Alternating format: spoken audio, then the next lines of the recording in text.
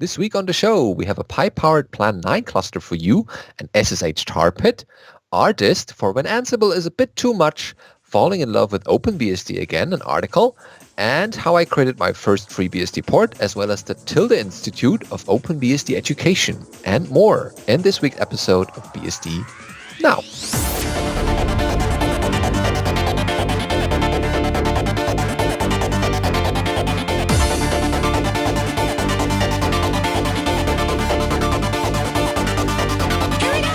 BSD Now, episode 294, the SSH Tarpit, recorded for the 17th of April 2019. Hello, I'm your host, Benedikt Reuschling. And I'm Alan Jude. And we're back with a regular episode for you this week, as promised. And the first item that we have this week is a Pi-powered Plan 9 cluster. Ooh. Yes. So this is a 4-node cluster for experimenting with distributed operating systems and running Plan 9. I didn't know you could run Plan 9 on ARM. Apparently they made it work.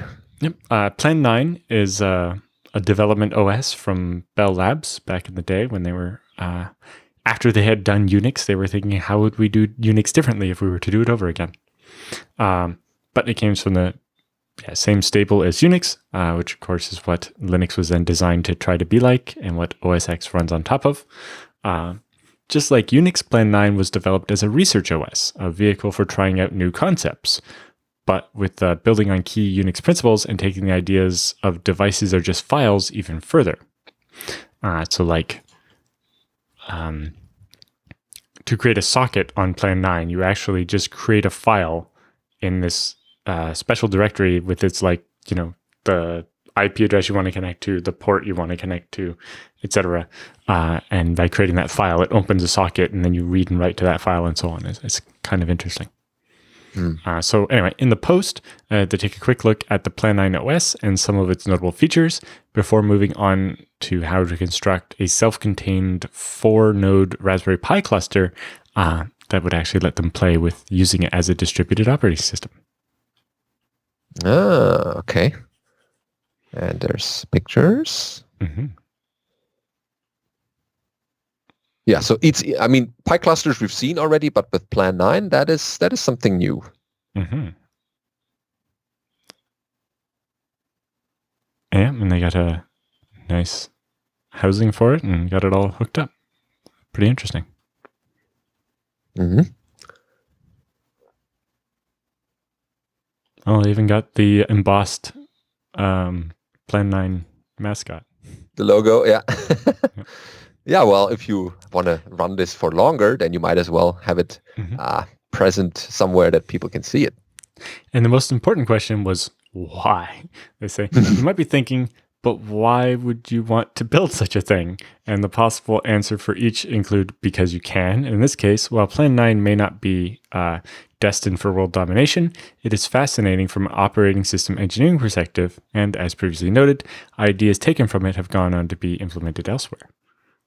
Every once in a while you hear about this new crazy idea, and it's like, oh, you just took that from Plan 9. Yeah, and you sometimes we forget where these things are coming from, and that Plan 9 is under development, and it's available out there for people to use, and so it's perfectly fine to run it on your Raspberry Pi cluster. Yep.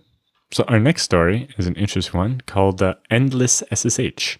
Or Endless. Yes, an SSH Tarpit, which is an interesting thing to do to all those bots. So they say, I'm a big fan of Tarpits, a network service that intentionally inserts delay in its protocol, trying to slow down clients by forcing them to wait.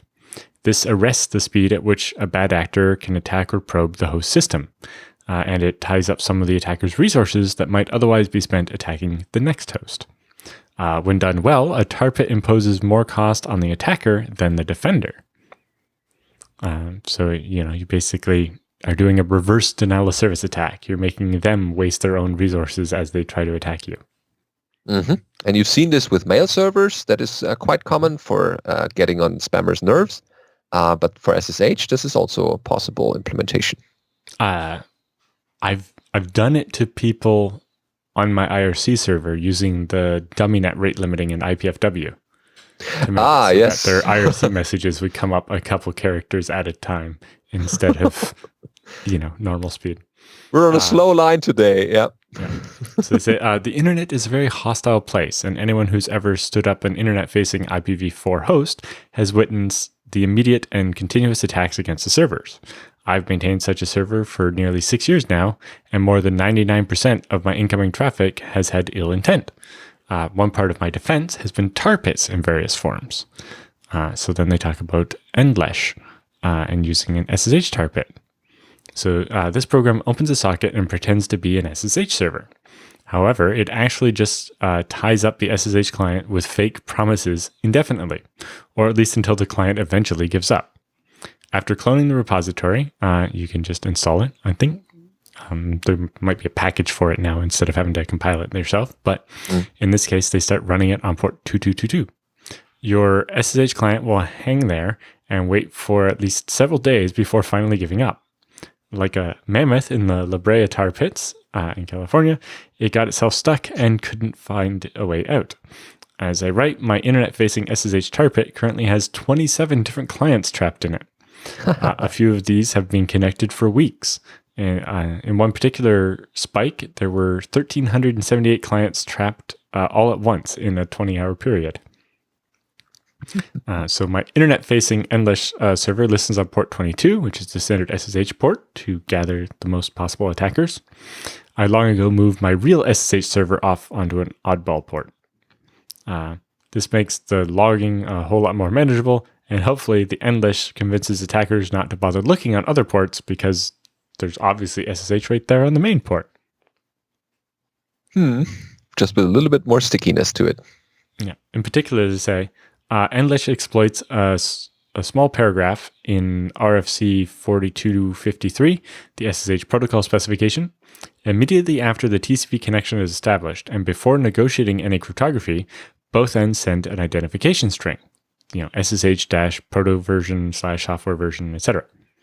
The RFC also says the server may send other lines of data before sending the version string.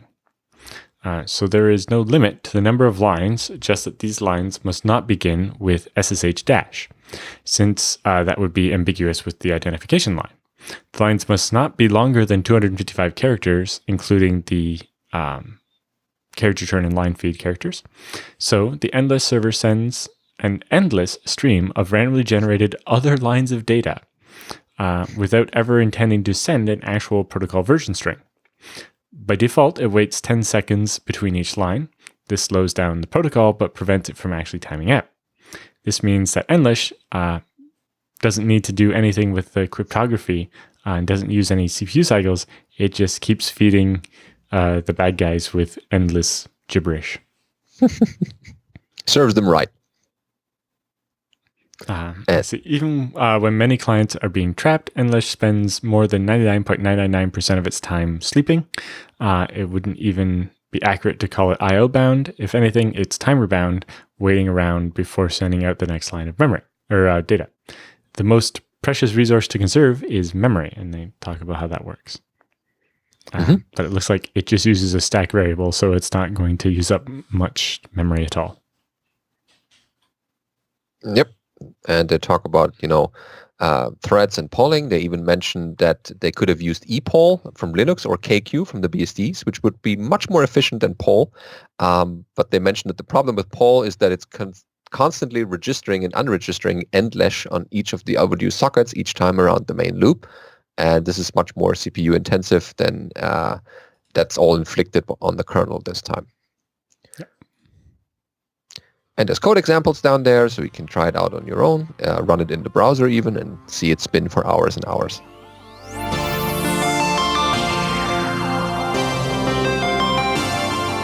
Time for news roundup this week. We have an article about rdist from OpenBSD Amsterdam, when Ansible is too much.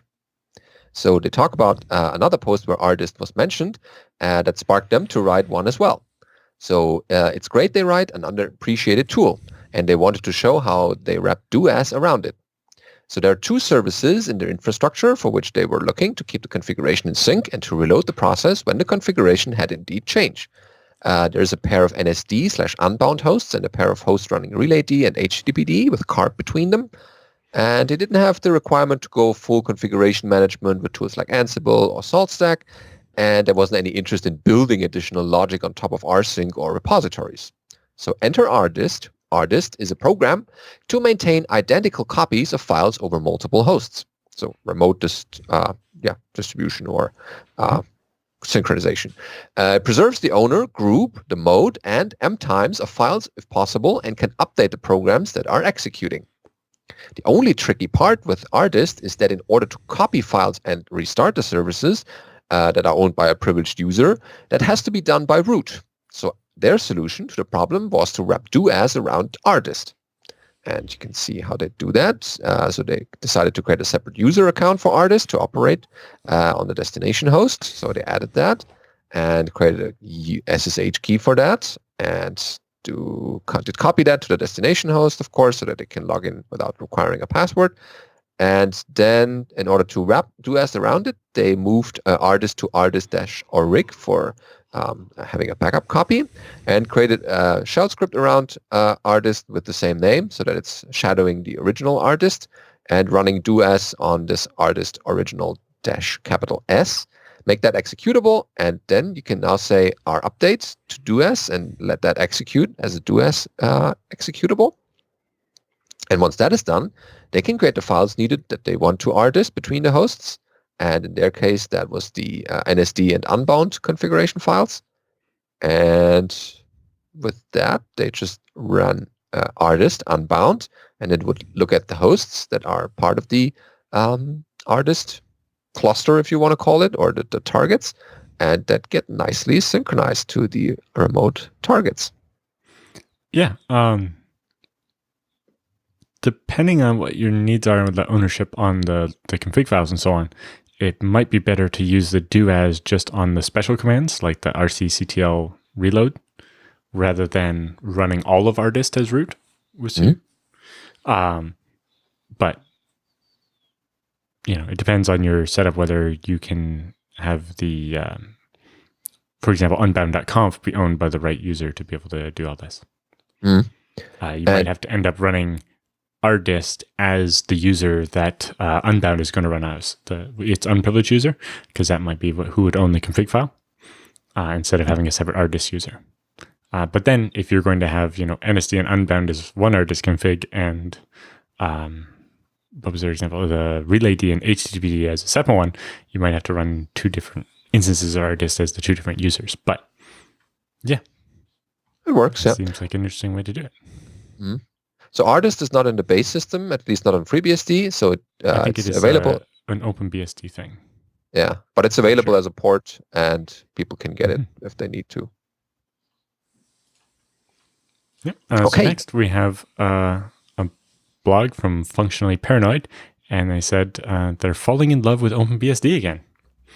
I go on, I was checking the other day and was appalled at how long it had been since I had posted on the blog.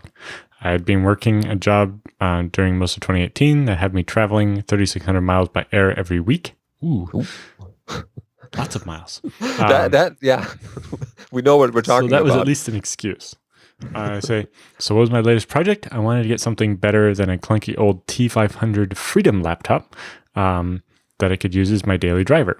Some background here. My first paid gig as a programmer was on SunOS 4, the predecessor to Solaris, and Alteryx on a DEC Microvax. And I went from there to Commodore Amiga and doing preemptive multitasking back in 1985. I went from there to OS2 and finally decided to sell out and move to Windows in the mid-90s. Anyways, this is my wife bought me an iPad literally just as they started working with computers other than Macs, and I watched with fascination as Apple made the big gamble and moved away from PowerPC chips to Intel. That was the beginning of the Apple fanboy year for me. My gateway drug was a G4 Mac Mini, and I managed somehow to get in on a pre-production developer build of an Intel-based Mac. And I was quite happy with the platform until about 3 years ago.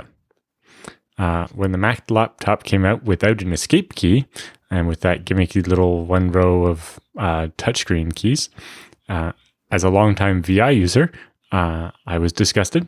That forced me to recognize that I was no longer Apple's target market. They wanted average computer users who didn't care if they were on the latest and greatest chipset, and were getting more and more close to unupgradable every day. So as much as I would have loved to be an OpenBSD or to use OpenBSD as my daily driver, it seemed that tools like Skype for Business or Link or whatever it was called this week is like a virus infiltrating the modern enterprise. I ended up doing quite happy on either Dell or Lenovo hardware running something like Ubuntu LTS. To satisfy more work needs for Skype for Business, I ran a domain-joined VM of Windows 10 and felt like the dirty old days of the early 90s with a 16-bit OS. And you had to click on the penalty box and run a Windows program. They say the Ubuntu workflow has gotten ingrained into me, and as I was puttering around the office, I came across my beloved ThinkPad X230 and considered that it'd be the height of good software engineer-oriented design and well-balanced for travel perspective. And so, say the X220 was nice for the mechanical keyboard lovers. Although I'd love to be a purist, I'd gotten used to the chiclet keys, and so the X230 was fine. Anyway, they go on how they fell back in love with OpenBSD. So they installed OpenBSD, had their continuous user of this incredible operating system for a long time now on their APU2 firewall, and ran it off and on for years on various laptops. But this time the goal was different. While they may be purist that want me to run FWM on my window manager and stick as close to the base system as possible, I'd really gotten used to the Ubuntu workflow and wanted to see how much of that I could actually reproduce under OpenBSD. So I started by installing OpenBSD 6.4 with full disk encryption after the 4-minute ordeal of installing OS. They comment how much they love that it only takes 4 minutes. I had a machine that would boot, but I needed to get some firmware to get things cranking. I hadn't had a chance yet to purchase or replace the Wi-Fi card with an Atheroast, so I needed the Intel IWN firmware. Once that was in place, it was time to focus on what I needed in order to get the machine to be my daily driver. So they say, first thing first, I needed to do the necessary foo to get my user up with doas support. And I actually aliased doas to sudo on my Ubuntu machine because they're so used to that. Installed Vim and aliased it to VI in their KSHRC and added color ls and a bunch of other stuff. With that, I installed the GNOME shell and got a baseline of the software they like going. And then started going on and on with that. And they say that they're very happy to have a standalone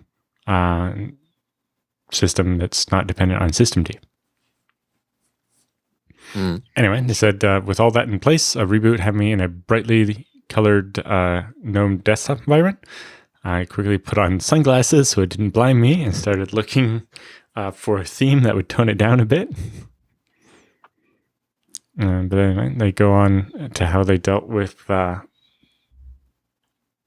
work stuff. They say the personal email is Office 365, and they say it's a long story that involves the fact that I have family members who love Outlook on Mac and won't open Google Calendar invites. So they installed Evolution and got that up and running. And then printing issues. Using LibreOffice and yes, dealing with printing issues in cups. But they got all that going, playing with the privacy tools and Nextcloud and so on. And they say, in conclusion, I now have my primary workflow reduced on OpenBSD with the exception of Skype for Business that always forced me to run a Windows VM. I've decided that my New Year's resolution, even if it's a bit late, is to use that awful program on my mobile device and say to heck with it with my laptop. With some remaining work, they do need to get the Atheros Wi-Fi off eBay and replace the Intel, although the IWN works pretty well under BSDs. They want to move to current snapshots instead of the release. And they say, I just discovered that the package there have GNOME 3.3 instead of the older version, which may clear up the annoyances they were having with the mail client. And I want to start to do what I really want to do with OpenBSD, and that is get a base Kali Linux pen testing set of ports and packages created, and create a meta package that just installs them all. That way, InfoSec professionals could reuse OpenBSD instead of Kali. Mm-hmm. Oh, that's a good start. Mm-hmm. And certainly a story, migrating from systems to operating systems to different hardware that forces you to make decisions that, changes your whole workflow sometimes. Yeah. I have my FreeBSD workstation at work, and I do all of my work on it every day. And the only time we have to use there's one Windows computer in the corner of the office that is used for video conferencing and for a bit of the IPMI type stuff that wants to do the extra Java silliness. Mm-hmm. That has the Java stuff would work under FreeBSD, but the problem is the IPMI client has some native code. It actually ships like a shared object file for Linux, and has one for Windows and one for Mac, but it doesn't have one obviously for BSD, or I don't know. They should have a generic one. Yeah. But it's as close as we can get at the moment, and better than relying on some vendors' crazy ideas about how keyboards should look like or how to behave. All right, that's that story. And the next story that we have, I guess, speaking to a lot of people who want to get started with the BSDs, in this case, how I created my first FreeBSD port. That's what a lot of people want to know, and because they want to contribute something. So here's an article or kind of a how-to. Starts like this. I created my first FreeBSD port recently. I found that FreeBSD didn't have a port for GOCD, which is a continuous integration and continuous deployment CI/CD system. And this was a great opportunity to learn how to build a FreeBSD port while also contributing back to the community. Excellent idea. So initial setup is you do a package update and get the latest FreeBSD build environment so that you have everything, and then install your favorite tools. In this case, they're using it on a DigitalOcean droplet, and they install a couple of things they always do, like an editor, a tmux, and some other software. Yeah, so they installed the dependencies for binary packages to save time. So Bash, Vim, tmux, Java, Ruby, some Ruby gems, etc. Yeah, that's what GOCD needs. And then they started a new tmux session and went into the ports directory, fetched all the ports using portsnap, and then you start creating your environment for ports development. So there's a global variable, a shell variable called developer equals yes, and you tee that to etc make.conf. So it's basically a make.conf entry, developer equals yes. Yeah, so they're basically adding developer equals yes to make.conf so that the ports tree will output the extra warnings and stuff for developer mode rather than user mode. Mm-hmm. And they link to the Porter's Handbook, which has also a section on quick porting or starting with ports. So that's a good reference. And then you start creating your own port directory on the user ports. In this case, it's /devel/gocds-server. And there's a file subdirectory there. Then you need a couple of files in there, like a make file, a package description, a package plist, and so on. And each one serves a specific function so that the ports framework can pick them up and display, for example, a description, what the port is about. Then it's about the make file. How do you fetch this thing? Well, yeah, they put in the basic stuff like the name of the port, the version, what categories it's in, and the master site, which is basically the URL where you're going to go get it from, and the dist files, which is the list of file names. That way, when you run make fetch, it will go and download that file. And then when you need to make the dist info, which is the file that has the hash of the download, you can run make sum, and it will calculate the checksum of that file. You should also verify that checksum against the original website so that you don't create a port with the wrong checksum. Oh yeah, important. And then they have, for the extract phase, you have to teach it a couple other things. In this case, they had to teach it that because this is a Go-based thing, you just extract it. You don't have to compile it. So they teach it that, teach it to create some users and a user and group for the port to run as. Mm-hmm. And then they have the package plist. Yeah, that contains the contents of the package. All the files that make up the software. Yeah. Yeah, well, it's the list so that package knows which files to install and which ones to actually put in the package when you're compiling it. And then they have their, under files, they have the template for the rc.d script to handle starting up and restarting and so on the service. Mm-hmm. And then, it has to use Java and Ruby. And then it needs Java at least 1.8. And that because it's Java, it's architecture independent, so you don't need to compile it differently for i386 and AMD 64 and so on. Mm-hmm. That saves some headache. Yeah. And there's separate sections in the Porter's Handbook for Java-specific instructions that you might need to know about. And then there's basically the testing, make stage, make package, and finally to install the port to see that it ends up where you want it to be. And last thing, always submit this port to the FreeBSD project so that someone can take it and you are now responsible for your own little port. And then last story this week is the Tilde Institute of OpenBSD Education. Uh-huh. So welcome to the Tilde Institute. This is an OpenBSD machine whose purpose is to provide a space in the Tildeverse for experimentation with and education on OpenBSD. A variety of editors, shells, and compilers are installed to allow for development in a native OpenBSD environment. OpenBSD's HTTPD is configured with slow CGI as the fast CGI provider, and an SQLite 3 database system is available. This allows users to experiment with web development using compiled CGI in C, like the Beaches framework that we talked about before. In addition, they also have PHP 7 and MySQL, or MariaDB, available upon request. Interesting. It reminds me of the old free shell servers and stuff. Yeah, so you can get your hands dirty a little bit without having to walk through the installation first.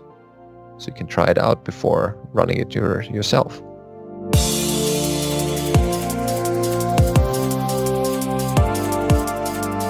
Hey, it's time for Beasty Bits this week. We have Solo BSD 19.03 stable in this episode. So there's a new build available for Solo BSD.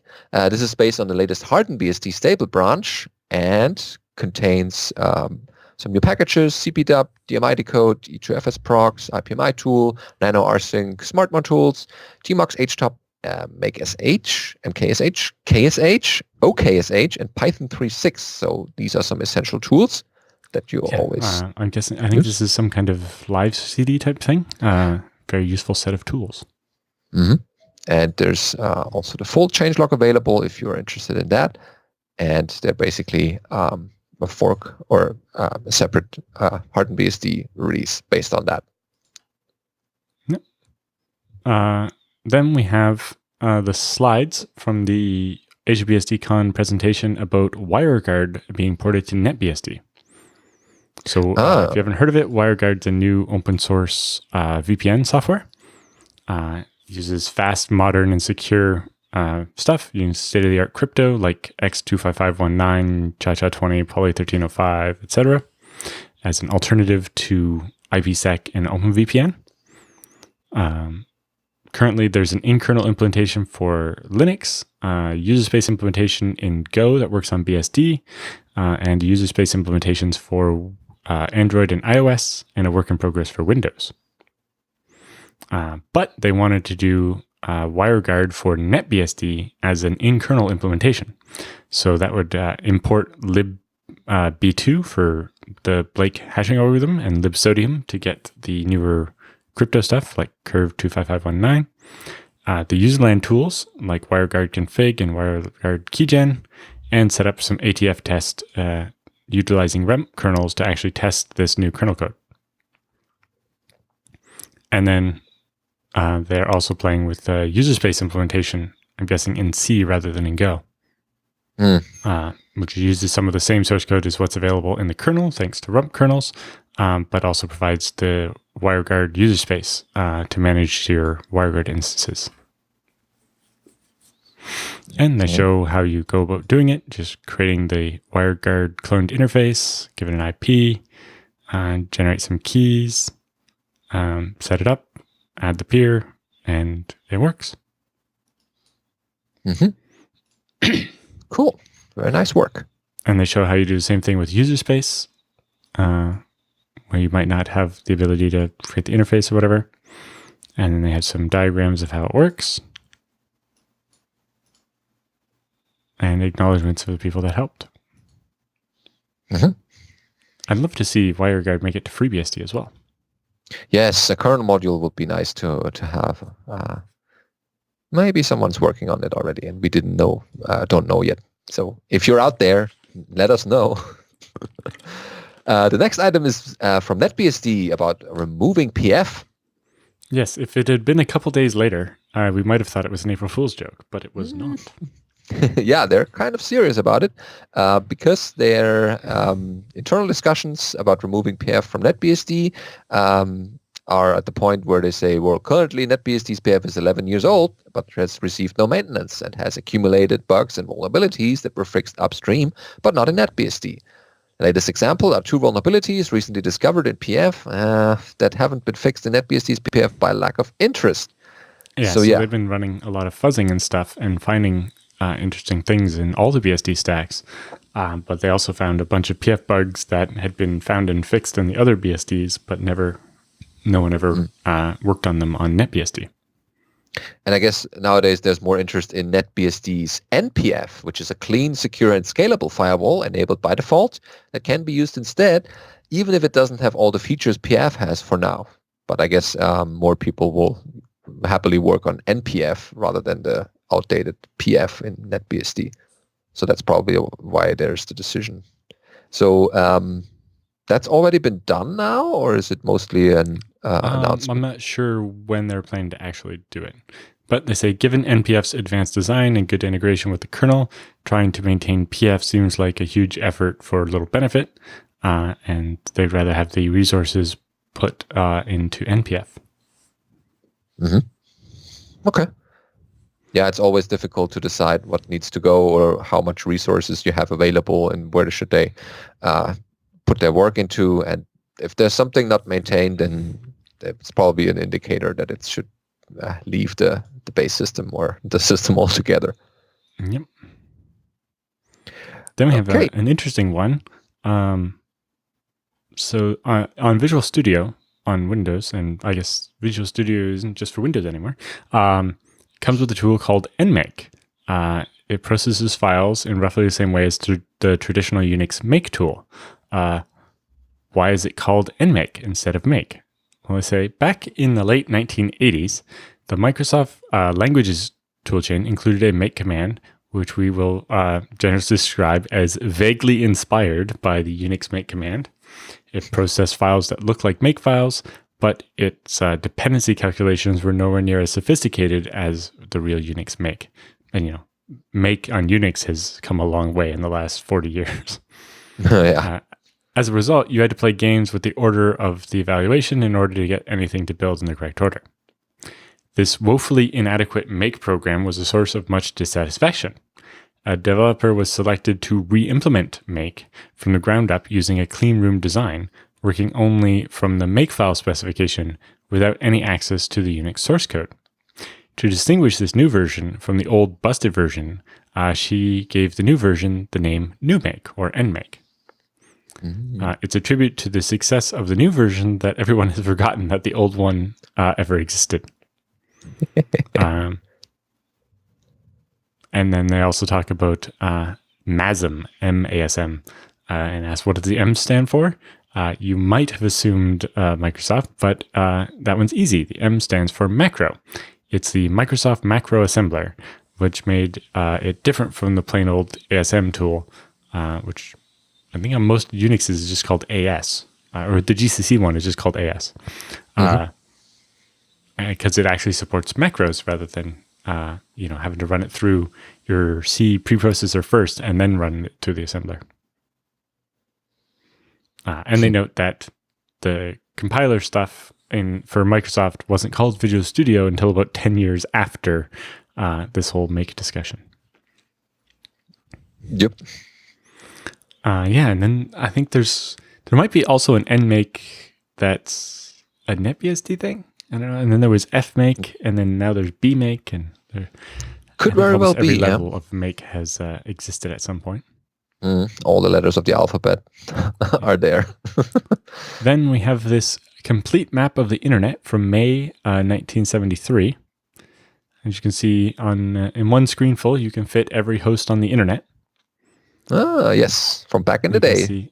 We got USC, Stanford, NASA Ames Research, SRI, which is a research company, Utah, Illinois, MIT, BBN, which is a company that helped write one of the TCP/IP implementations, Harvard. There's the University of Aberdeen. The US version, or the US Aberdeen? I don't know if it was that one or the British one. Maybe I'll ask the next US week. one, I'm guessing. Just because it doesn't seem to be far enough away. And they also list the host types or what. Mm-hmm. And this little squiggly line to Hawaii. Yes, because it was a radio link, I think, instead of a wire line. Well, yeah, from there you would see PDP-10s hanging off everything. Ooh, somebody had a PDP-15. Yeah. And so you would definitely put up this map and say, okay, I want to send a message from my host over to that other colleague that I have at this university or research center. And you would definitely have an overview where this is going or which route this would take. Yep. Then it became a bit more complicated. But more users on that network. And more cat pictures. So, yeah. Here we are on today's internet. The last item we have is NSA Be Gone, a sketchy hardware security device for your X220. So that's the NSA Be Gone, as a description, sits between a display accessory connector for the webcam, microphones, think light indicator, etc., and the motherboard. Watching, waiting. Upon receiving the top secret signal, 2 quick flashes of the think light, it cuts the webcam and microphone data lines. No more snooping on you. The device also hijacks the HDD activity light to let you know when it's not activated. Okay, so that's just telling you that someone might be using your camera without you knowing. Yes, and gives you a way to signal it with software to tell it to kill your camera. Mm-hmm. And it's basically you buy the hardware and put it into your extension slot. It looks like it fits between the ribbon cable and the normal place the ribbon cable connects, allowing it to get rid of any signals you wouldn't want. Okay. Yeah, so for the paranoid onto people the questions. out there. Yes, we have questions as always, but we soon will run out of questions if you don't send them to us in more amounts. So all things that you find or anything that you're unclear about, have questions for us, send this to feedback@bsdnow.tv, and then we'll cover it in future episodes. Otherwise, this will be a very boring section. The first one who did that is Jake this week with a single jail as a VPN client.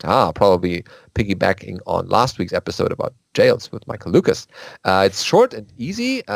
It says, good morning. Is it possible to run just one jail on a machine as a VPN client? If so, how? Depends on the VPN and stuff. If you're using vImage, where each jail has its own network stack, then yes, you'd be able to do that. But unless you do something else, the VPN will only be connected inside the jail. So if you're on the host, you wouldn't necessarily be able to see, or you wouldn't be able to reach things on the other side of the VPN. But that might be what you want. Without vImage, you might be able to do it with some types of VPN. like stuff like OpenVPN might work if you can plumb the tap device into the jail and have the right permission changes and so on with your devfs config to allow OpenVPN in the jail to open and use that tap interface. But yeah, with vimage, yes, it should work with most types of VPN, but the VPN will be connected in the jail, which may be what you want, but it may not be. Yeah. Or you try running that with SSH as a VPN.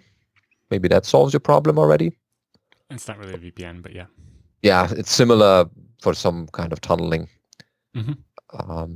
Yeah, so maybe what the use case is, but in general, yes, with vimage jails, so FreeBSD 12, you have to specially make that type of jail. You could use it as a VPN client for most types of VPN. But it depends exactly what you're trying to do, whether it's going to work how you want or not. Mm. But I hope that's already satisfying to you.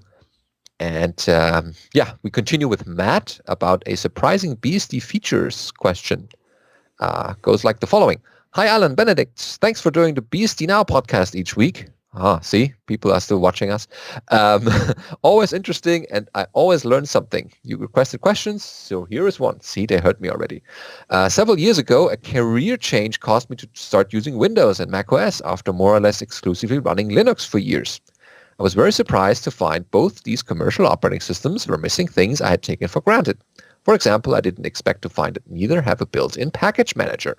This has been standard on every Linux distro for so many years that when people obviously or previously asked him about the benefits of Linux, it never even occurred to him to mention this.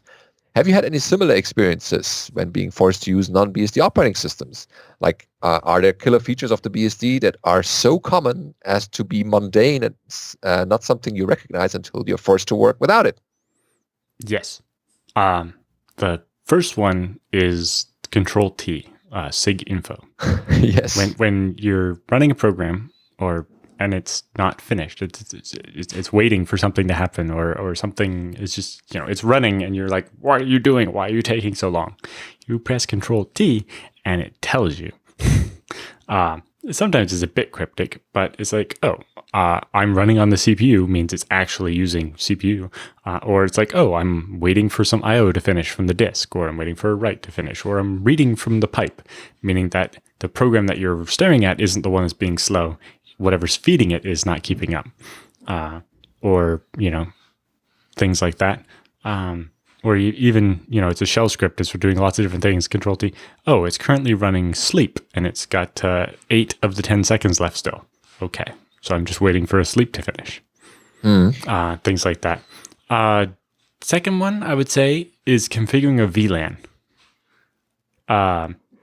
Having tried on a couple of different types of Linux to configure a VLAN, it's always been this big rigmarole and so on. And it's just like, I have to edit that many text files and do all this or run network minute, all this just to do a VLAN. On FreeBSD, I just do ifconfig igb0.17 create and give it the IP address and the subnet mask or whatever and press enter and boom, there's a new VLAN interface and it has an IP address.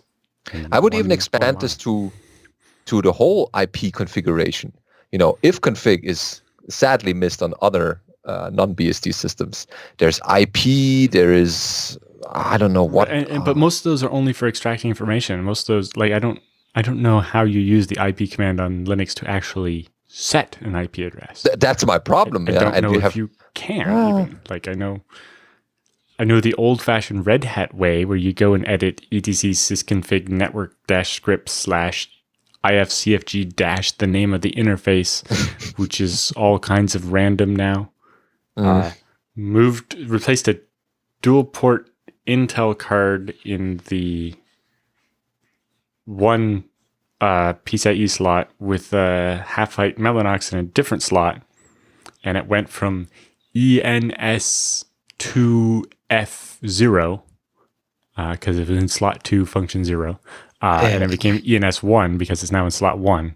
but it only has one port, so it doesn't have function numbers. It's just and they're all numbered from 1 instead of 0. Or the slot numbers start from 1 instead of 0, but the function numbers start at 0. So that's not consistent and all kinds of confusing. Yeah, and it's just features. I mean, I have typed into a lot of Linux boxes a zpool list just to get a command not understood, because they don't even have ZFS in their base version. And so small things like that, it's like, oh, of course I'm not on a BSD system, or I'm just SSHing into another system that doesn't have those features. I should go back, but sometimes it's unavoidable. Biggest thing is like you do fresh install and you haven't installed packages yet. Now on BSD, there are no packages. On Linux, there'll be a bunch of packages already or whatever, but you don't have TCP dump by default on almost all the Linuxes I've used. But in order to figure out why your network isn't working, the most useful tool would be TCP dump. But you need a working network before you can install packages from the network. So you have this catch-22 where you end up having to like sneakernet a copy of TCP dump over or something. It doesn't make any sense. Yeah, and there's more from the chat room pointing out that having useful man pages on some Linux boxes would be nice. Yes, I don't know where the concept of info pages came from or why that's a thing, but it shouldn't be. Yeah, or that some shell conflicts are in YAML now in a new location where you can't find them right away. Well, this is how you configure the network, apparently. Yeah. So yeah, some of these things don't change things for the sake of changing. Just keep things as they are, and people are used to it, and just make it easy for people to do the stuff they want to do on their operating systems. Yeah, but the amount of trouble we had trying to do a VLAN on top of a bonded interface, LACP, on top of a pair of network cards was unfun, especially when you get something like the network manager, this black box daemon that's running somewhere that you don't really understand, that keeps doing things as soon as you touch the files. So you save the file and you go to restart the service, but before you've actually done it, their service has decided to start doing stuff. And then your SSH session goes out or something, and it's just like, grr. Yeah. And then grr some more. Yeah, I guess people have more on their private hate list. If you have some things that you miss when you have to use something that's not your favorite BSD, do write in and tell us. We'd like to make a giant list of those. Mm-hmm. Yeah, so that's something that you can always pull out and say, that's why I'm happy for BSDs. A great talk for a user group or something where you're trying to convert Linux people and be like, now that you've tried your favorite BSD, remember all of these things that you don't have over on Linux that you get to use now. And will miss very much, yeah. Yes, exactly. You get people used to Control-T and they will curse every time they don't have it. Yeah. All right, time for the last question about the routing and ZFS from Kiaran, or is it Ciaran? Not sure. Goes like the following. Hi, folks. Greetings from not-so-sunny Sweden. Long-time listener, first time I write in. Okay, thanks for your keeping up with us. I hear you guys are fond of questions. Yeah, we kind of are. So I've got two for you. One networking, one regarding ZFS, just for good measure. Having recently moved, I finally have the chance to to build my own infrastructure. Fiber uplink is a godsend. However, my gear is too outdated to keep up with that, which leads me to my first question. Until now, I used an Alex 2D13 board with pfSense. This setup was a blast. It literally never failed in years of service. Now it's time to step up my game and roll out gigabit in my house. If I'm now seeing this right, AC Wi-Fi is not currently happening on FreeBSD. What are my options? Yeah, so likely what I'd recommend is some kind of newer board, whether it's Alex or PC Engines or something else. Some kind of similar machine running your favorite pfSense or OpenSense or whatever you want to run. And then what I usually do is just get a separate wireless access point. Sometimes you can get a cheaper one that's just an access point, but usually you get the whole router rigmarole. But if you just disable its DHCP server and the other features of that, and just have it use DHCP or whatever to get an address from your pfSense, then users will associate over the fast AC Wi-Fi to this Wi-Fi box. But all the routing and the NATing and DHCP and all the management stuff will be done by the pfSense. And this way, you don't have to try to worry about AC drivers or anything like that on the pfSense box. Obviously, it'd be better if FreeBSD wireless AC or Wi-Fi 6 or whatever just worked, but at the same time, it's more likely you're going to need to replace your Wi-Fi more often than you need to replace your BSD router. So sometimes it's helpful to actually have it be separate too. Yeah, that makes sense. Yeah, so that's at my house. It's a FreeBSD short depth 1U running in the rack, and then a little USB powered Wi-Fi thing broadcasting 3 different access points. Yeah. Okay, and now for Alan's favorite part, ZFS. It's time to get a NAS set up. FreeNAS sounds like a fine approach to me. I'm aiming for redundancy. Sadly, buying a whole bucket of disks up front is not an option right now. Initially, I was hoping I could buy 2 and add the next 2 soon. How can I grow my Z pool? Am I understanding it correctly that starting with 2 and adding the next 2 later would mean I can't achieve a setup in which 2 out of the 4 could fail and I'm still running? How could this be achieved? So it's a little interesting there. So what I recommend in this type of situation is doing sets of mirrors. So you start with the 2 disks that be mirrored, so you'd get the storage space of one of the 2 disks. But it means later, when you add more disks, you can add just 2, and you will get more space.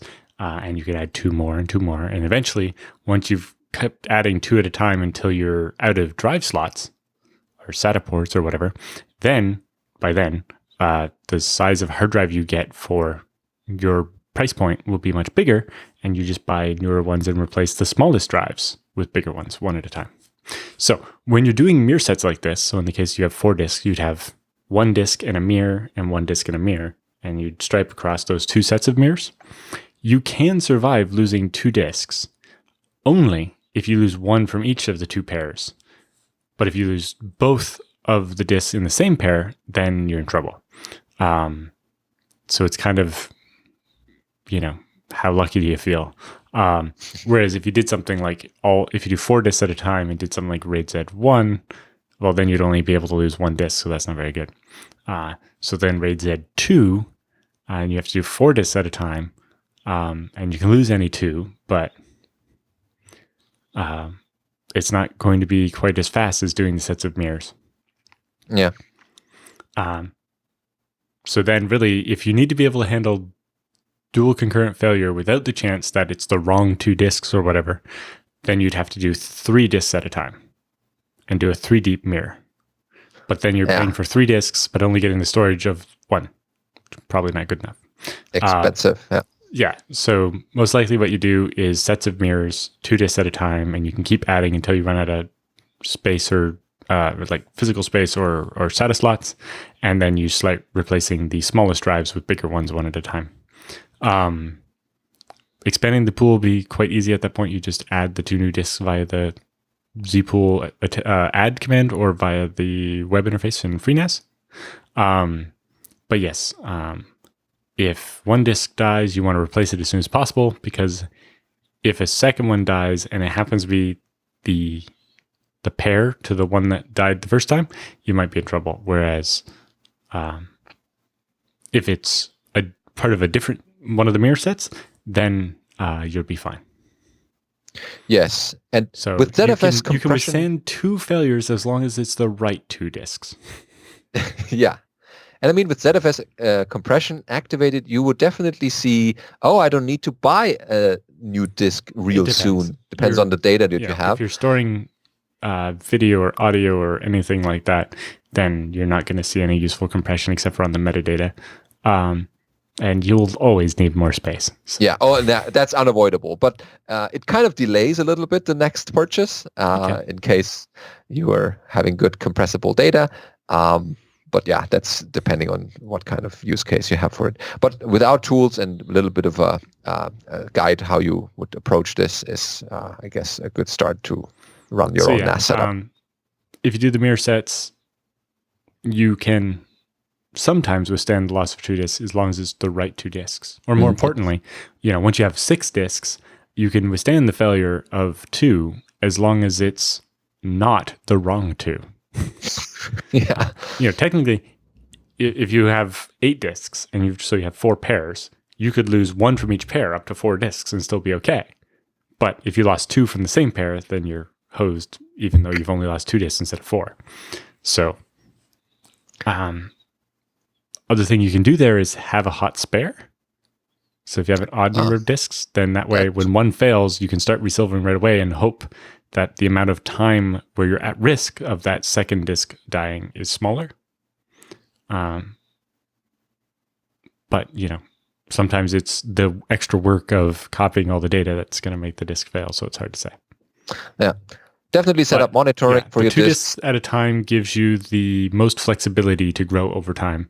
And also, because, if you do RAID Z2 of 4 disks at a time, not only do you want to grow 4 disks at a time, but when you want to replace the smaller disks with bigger disks, you don't get the extra space until you've replaced all 4 in a set.